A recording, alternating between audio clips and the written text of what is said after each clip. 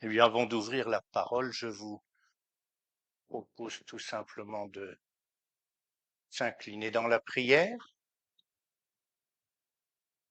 Seigneur, ta parole est la vérité. Sanctifie-nous dans ta vérité. Ouvre les yeux de nos cœurs. Nous réclamons l'aide de ton esprit pour comprendre ce que tu veux nous dire, pour comprendre aussi ce que tu veux nous révéler ce matin. Amen.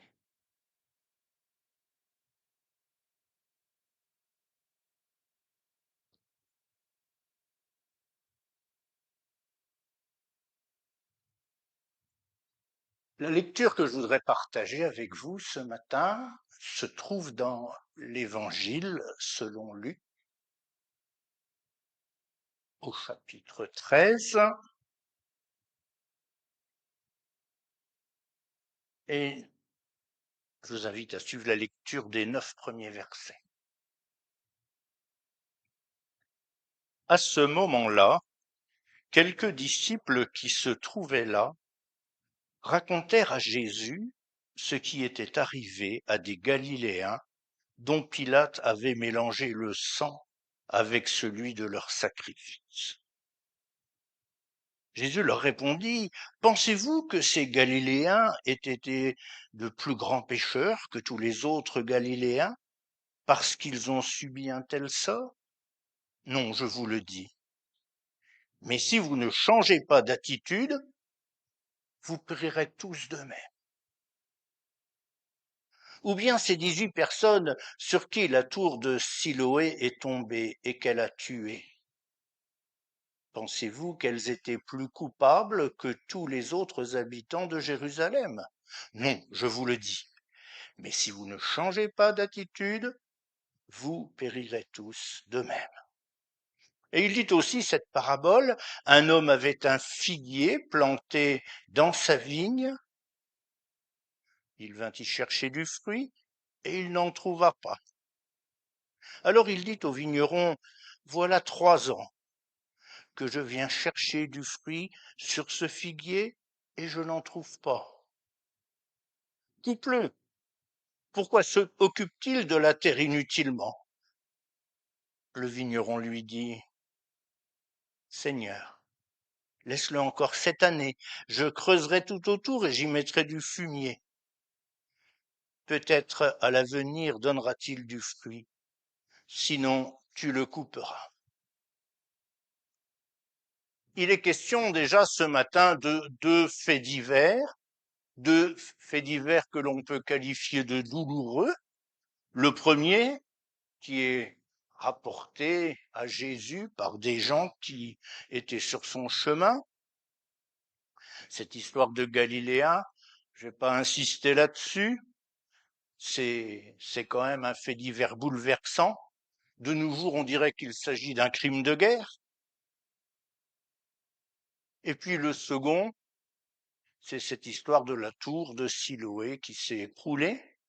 Et ça, c'est Jésus qui en parle. Et là, cet événement-là semble être le résultat de circonstances inexplicables, en tout cas non expliquées.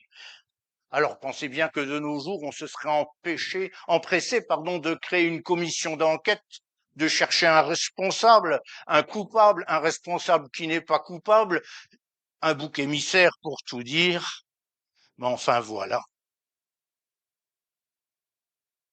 Alors ce matin, je voudrais avec vous chercher à comprendre et à expliquer le questionnement de ces gens, quand ils disent à Jésus, mais est-ce que hein, il lui laisse entendre, et puis c'est Jésus qui sait toute chose, qui reprend cette pensée. Est-ce que ces Galiléens, ils étaient plus coupables que d'autres Galiléens? Et puis cette remarque de Jésus, et est-ce que ces gens-là sur qui est tombée la tour de Siloé, ils étaient aussi plus coupables? À qui la faute? Comme je vous le disais, on cherche toujours des responsables, on cherche toujours un bouc émissaire, on cherche à comprendre, on va convoquer l'Assemblée générale des Yaka et des On aurait dû pour arriver à aucun résultat d'ailleurs. Et dans notre monde chrétien, là, au milieu de nous, nous qui sommes hyper spirituels, on va prendre un air entendu, puis on va dire, oh, mais oui, mais enfin bon, qu'est-ce qu'il a fait? Quel péché il a commis? Alors, on n'a peut-être pas de réponse, on va dire, oh, mais vous savez, on ne sait pas tout. On ne sait pas tout, parce qu'il y a des choses qui se passent, des choses cachées. Enfin bref, on est toujours dans l'accusation, on est toujours dans le jugement. Une attitude diamétralement opposée d'ailleurs à celle de Jésus, qui est toujours dans le pardon et dans la restauration. Mais vous voyez, une chose que j'ai remarquée en relisant ces textes avec attention, c'est que les gens qui viennent voir Jésus, ils sont là, ils discutent, mais il y a eu des drames. Et je cherche en vain quelques pensées d'empathie, quelques mots d'amour, quelques mots de compréhension. Rien du tout. Et ça, parfois, c'est quelque chose qui nous guette. On est tout de suite dans la condamnation, on est tout de suite dans l'accusation. Mais Jésus, lui, il est dans la compréhension, dans l'amour. Il est le réparateur. Peut-être aussi une piste à explorer pour nous.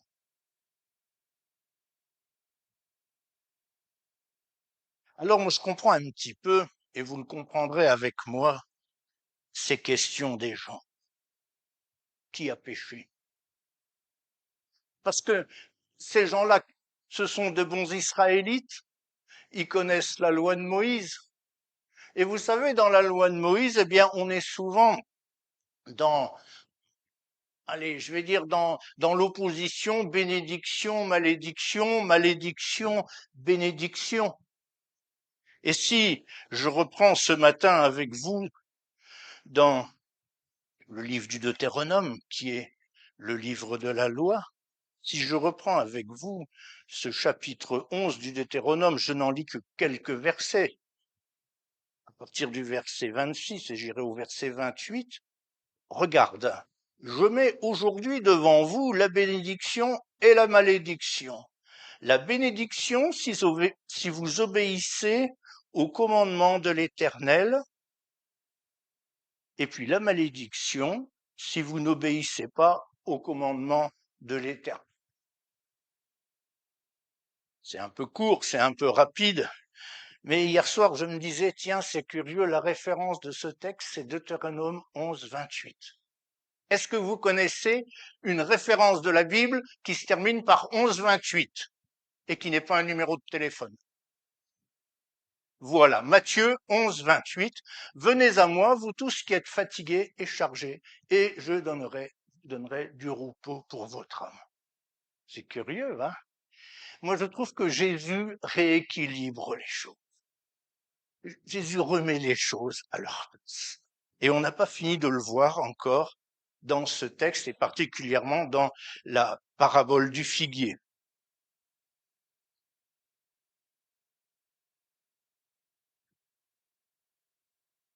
Alors, examinons un petit peu la réponse de Jésus.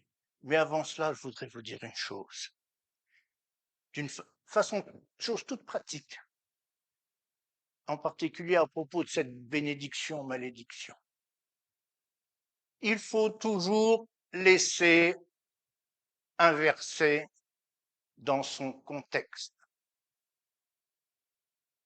Il ne faut pas non plus en faire un prétexte. Et pour finir, je vous dirais, il faut lire tous les textes. Vous serez d'accord avec moi, c'était pas difficile. Alors, la réponse de Jésus. Et j'ai envie de dire d'une façon un peu cavalière, c'est lui qui va jeter le pavé dans la mare. Tout d'abord, quant à la forme de la question. ou plutôt de la réponse de Jésus. La réponse de Jésus, c'est une question. C'est une façon tout hébraïque de, j'allais dire, de rentrer dans le dialogue. Vous savez, l'avantage de répondre à une question par une autre question, ça va vous éviter tout simplement de rentrer des schémas tout établis, de vous prendre les pieds dans le tapis, hein, et de ne plus savoir quoi dire. Ouais. Qu'est-ce dit Jésus, hein? Il dit, mais est-ce que ces gens-là, ils ont péché, hein? Est-ce que ces gens-là et les autres, là, est-ce qu'ils ont péché?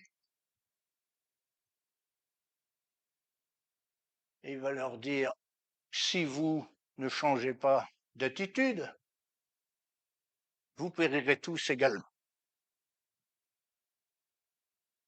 Dans une version un peu plus ancienne que celle-ci, ça c'est, je me suis modernisé, je suis passé à la second 21, vous voyez que les cheveux blancs ne font rien à la réflexion.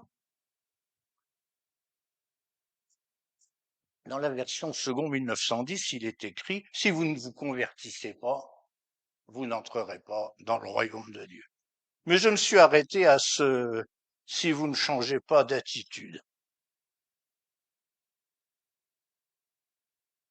Jésus veut remettre les choses un petit peu en perspective. La grande catastrophe, c'est pas le massacre. La grande catastrophe, c'est pas la tour de Siloé. La grande catastrophe, c'est moi.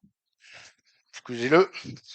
La grande catastrophe, c'est moi si je ne sais pas changer d'attitude. Parce que si je ne sais pas changer d'attitude, je vais me couper de la bénédiction. Si je ne sais pas changer de comportement, si je ne sais pas évoluer dans ma pensée, voilà la grande catastrophe. Se couper de la bénédiction. Alors ces paroles, personnellement, peuvent nous interpeller, hein, se remettre en question. C'est toujours facile de remettre en cause les structures existantes. Si ça marche pas, c'est parce que il y a tel truc. On va faire une commission, on va réunir du monde, on va faire une assemblée générale, puis on va dire, mais souvent ça vient de notre cœur quand ça marche pas. Ça vient de nous quand ça marche pas. Ça vient du fait qu'on ne se remet pas en question, qu'on ne cherche pas à évoluer dans sa pensée.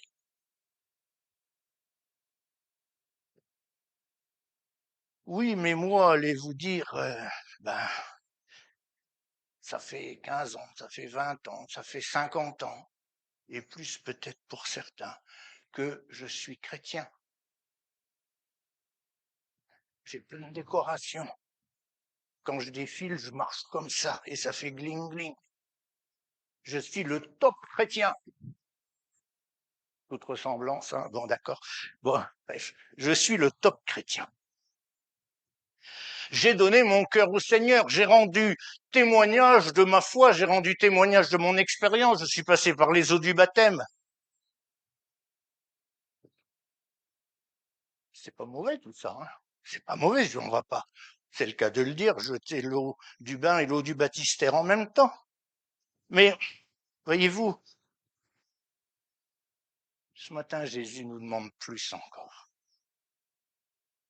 Jésus nous invite à rentrer en réflexion par rapport à ce que nous sommes individuellement et en communauté. Changer d'attitude, ça veut dire aussi savoir se remettre régulièrement en question. S'auto-évaluer. Ce sont des termes à la mode. Vous savez, dans la gestion des ressources humaines, on entend souvent parler de ça, d'évaluation. De temps en temps, il faut s'évaluer, se remettre en question. Une piste parmi d'autres. Voir Jésus avec un regard renouvelé. Je peux dire qu'il faut changer la Bible. Vous savez, on peut faire des traductions successives, mais c'est toujours la parole de Dieu.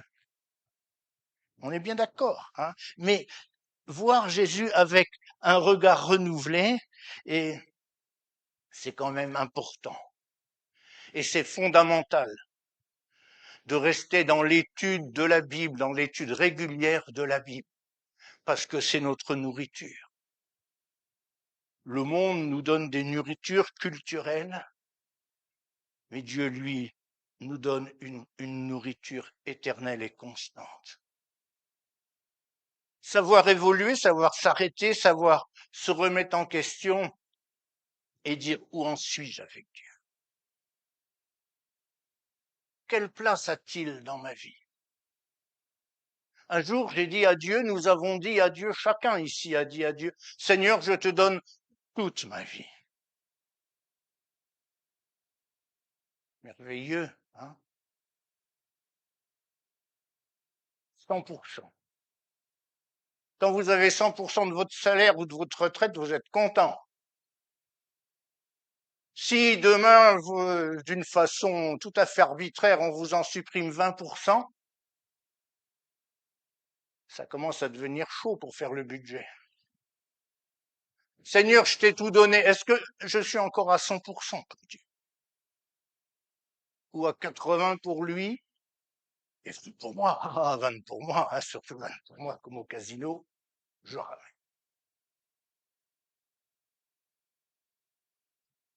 Ça, c'est la première piste de réflexion. Savoir où j'en suis dans ma relation avec Dieu. Est-ce que c'est moi qui me laisse diriger par Dieu? Ou bien est-ce que c'est moi qui cherche à diriger Dieu? Et à dire, Seigneur, fais ceci. Seigneur, fais cela. Sans écouter ce que Dieu me dit, sans écouter ce que Dieu est en train de crier dans mes oreilles. Seigneur, je veux ça. C'est une bande d'enfants gâtés, tiens. Seigneur, je veux ça, et je veux encore ça. Vous savez, le Seigneur, il dit rien. Il attend qu'on se calme un peu. Il attend que l'on fasse encore un peu silence pour parler à nos cœurs.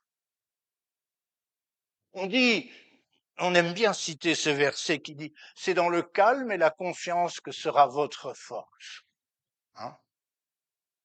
Moi, je voudrais dire, c'est dans le calme et la conscience, et ce sans changer le terme du verset, c'est dans le calme et la confiance, le calme, que sera la qualité de ma relation avec Dieu.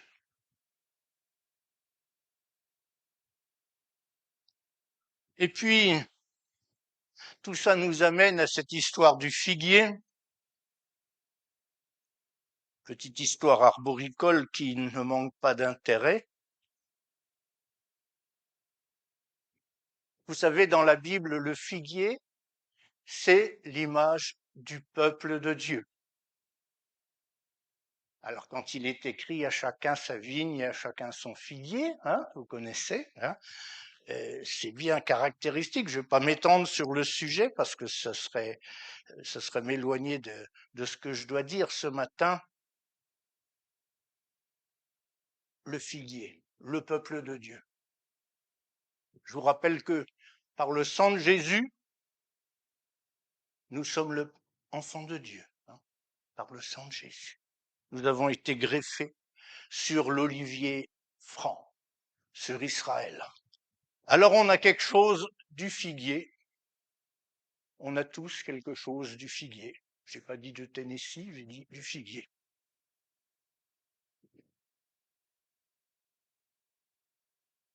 Que penser d'un arbre fruitier qui d'année en année ne produit rien, quelque peu affligeant? En tout cas, il devient inutile.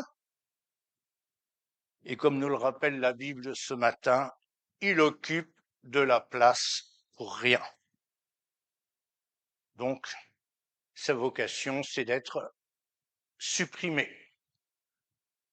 Peut-être fera-t-il du bois de chauffage d'une qualité moyenne, le fruitier, c'est bon, voilà, hein. Pas vrai, hein? Que veut nous dire Jésus? Après nous avoir dit, remettez-vous un peu en question, il va nous dire, vous êtes appelés à porter du fruit. Vous voyez, Jésus élève le débat. Hein. Là, on est loin plutôt de qui a péché, qui n'a pas péché. D'ailleurs, c'est pas un péché, c'est un figuier. Qui a péché, qui n'a pas péché. Vous voyez. Moi, j'aime bien quand Jésus pose les vraies questions et quand il élève le débat. On est loin des bénédictions et on s'approche tranquillement de la grâce. Pourquoi allez-vous me dire on s'approche de la grâce? Eh bien, élémentaire. Que dit le gestionnaire du verger? Il va dire non, maître, ne l'abat pas. N'abat pas cet arbre. On va faire ce qu'il faut, on va lui mettre une fumure et ça va peut-être reprendre. Avec Jésus, il n'y a jamais rien de perdu. J'ai envie de dire qu'avec Jésus, il n'y a pas de condamnation définitive, puisque malheureusement, nous avons vécu cette semaine comment dirais-je, le départ de Maître Badinter. Je voudrais quand même vous rappeler que avec Jésus non plus, il n'y a pas la peine de mort. Donc, puisqu'il y a la peine de mort, la vie vaut la peine d'être vécue. Porter du fruit. Alors ça, c'est la référence que tout le monde connaît, c'est un lieu commun. Galates 5, 22, le fruit de l'esprit, c'est...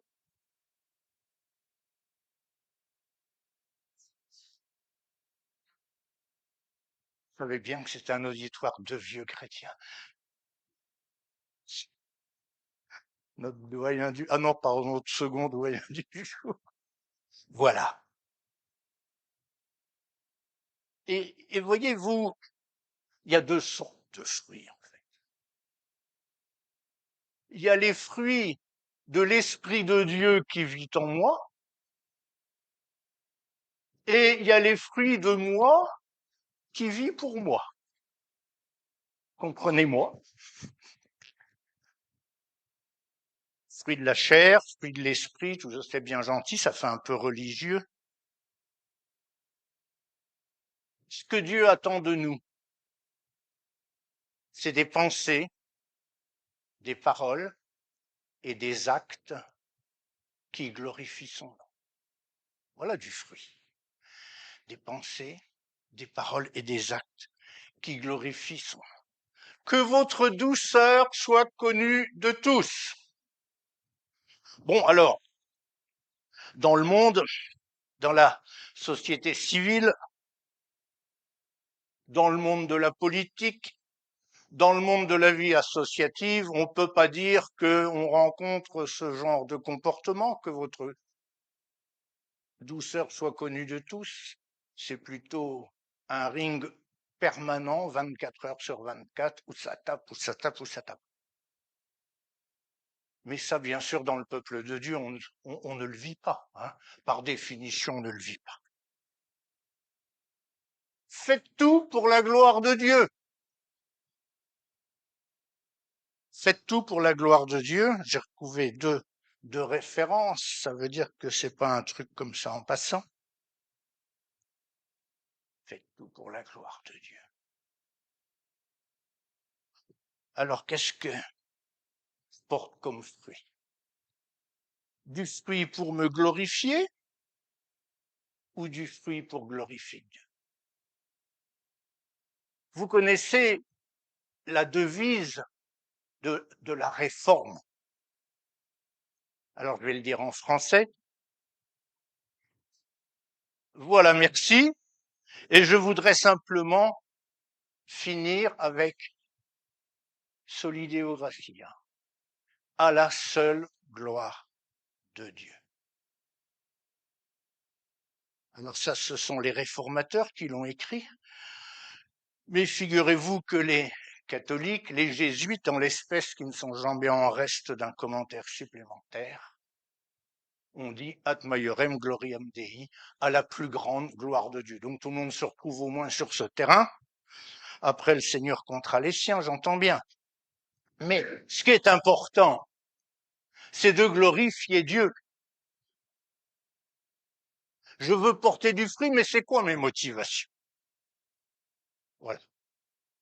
Et là, la question reste posée. C'est pas moi qui la pose, c'est pas Dominique qui la pose, c'est le Seigneur qui nous la pose, à chacun. Tu fais ça, mais pourquoi? Tu parles comme ça, mais pourquoi? Tu agis comme ça, mais pour aller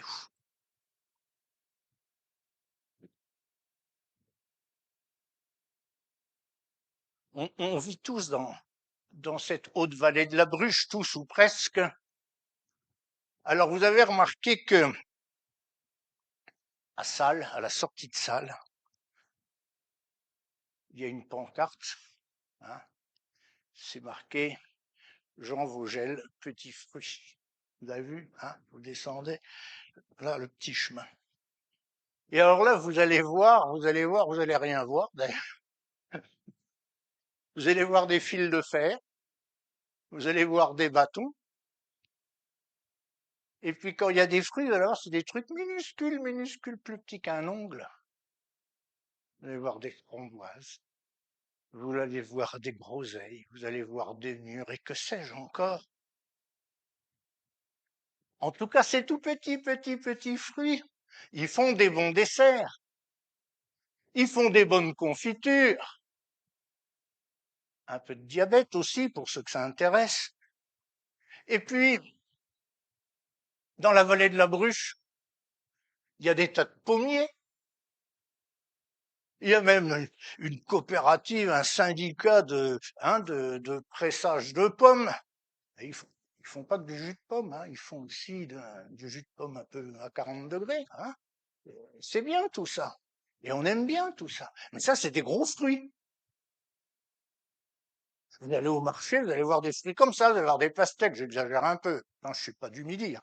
Allez, comme ça, hein, vous allez voir des pastèques. Il y a des petits fruits, il y a des moyens fruits et il y a des gros fruits. Tout ça pour vous dire que ce n'est pas la taille de nos œuvres, ce n'est pas la taille de nos fruits, ce n'est pas leur originalité, ce n'est pas leur brillant qui compte. C'est des fruits, tout simplement. Alors pour moi, pour chacune, pour chacun de nous, eh bien, la question, c'est plutôt qu'est-ce que je vis? Qu'est-ce que je suis? Qu'est-ce que je reflète? Hyper spirituel? Si dans mon cœur j'ai des pensées contre quelqu'un, ça fait comme un flipper. Pling, fin de partie. Complètement à côté de la partie. Je crois qu'il faut qu'on soit attentif à ça. Ce qui est important, c'est ce que je vis intérieurement. Et c'est ce que je reflète. Vous savez, il y a des petits fruits spirituels et des gros fruits spirituels, mais ils ont tous leur importance. Il y a des gens, souvent sont des personnes un peu plus âgées que moi, et qui ils disent rien. Ils disent rien. Mais à la maison, vous rentrez chez eux à la maison, vous allez faire une visite. Ça, j'aime bien, ça, je vois ça. Il y a une Bible sur le coin de la table, c'est pas pour que je leur lise un passage, mais c'est parce que c'est comme ça. Il y a la Bible, il y a un calendrier, il y a un livre de méditation. Vous savez, il y a des gens, eh bien, ils prient, ils intercèdent, ils luttent dans la prière, ils cherchent la communion avec Dieu. Alors, on va dire, oh ben, ils font rien dans l'église, ils font rien dans l'église, ils font rien dans l'église, ils occupent une chaise, on se demande pourquoi, ils font rien dans l'église. à voir. Permettez-moi d'aller dans le sens opposé. Ils font tout. Ceux-là qui font tout. Ceux qui prient en silence. Ceux qui intercèdent. Je vais vous raconter une histoire qui date pas d'hier. Aux États-Unis, il y avait un célèbre prédicateur. Les plus anciens, vous le connaissez de nom. C'était Moody. Pardon. Dwight Moody. Et alors, Moody, il voyait toujours au premier rang 3 dames d'un âge certain. Et puis ils étaient là. Dormaient-elles? Non, je n'en sais rien. Et puis un jour, Moody, il a fait une expérience extraordinaire.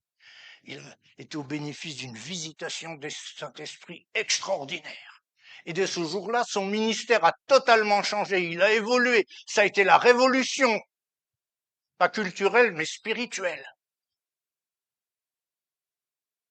Et là, il a pu prêcher avec une puissance et avec du fruit. Et vous savez pourquoi? Parce qu'il y avait les petites mémés qui étaient là devant, et qui priaient sans arrêt pour lui, et qui priaient chez elles, et qui priaient pendant qu'il prêchait. C'est bon les groseilles, hein? C'est bon les petits fruits. Voilà mes amis. Et puis à côté de ça, vous avez des gens qui vont réaliser des grandes œuvres, gloire à Dieu. Mais vous savez bien que quand vous achetez des fruits, ce qui compte, ce n'est pas tant la quantité que la qualité. Soli Deo Gloria. Alors, quelle gloire suis-je en train de chercher? Je voudrais simplement conclure.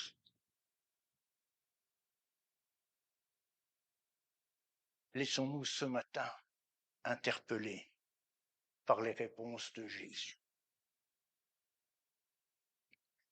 Laissons le Saint-Esprit travailler nos cœurs, illuminer nos cœurs. Des pistes de réflexion. La première, je veux m'examiner moi-même, savoir me remettre en question. Quitter un peu cet esprit de jugement qui s'apparente parfois à du pharisianisme. 50 ans de vie chrétienne, j'ai tout vu, j'ai tout bu, j'ai tout lu.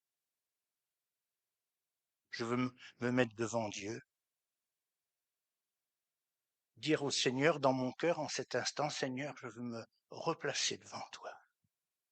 Montre-moi le chemin que je dois suivre. Montre-moi ce que je dois faire. Et puis, Dieu veut nous inviter à porter du bon fruit. Alors, il ne s'agit pas de faire des efforts. Vous avez déjà vu un pommier faire des efforts, vous? Non. Donc, il ne s'agit pas de faire des efforts. Ça doit venir naturellement si l'Esprit de Dieu vit et agit en moi.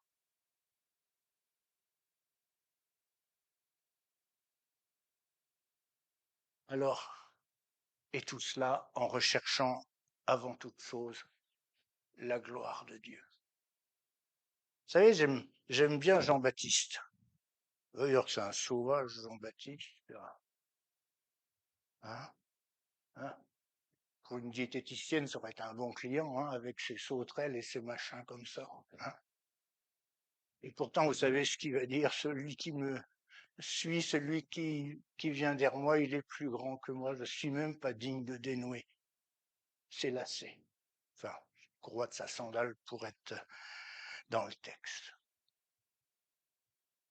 Je suis rien devant Dieu, mais je suis tout par celui qui me fortifie.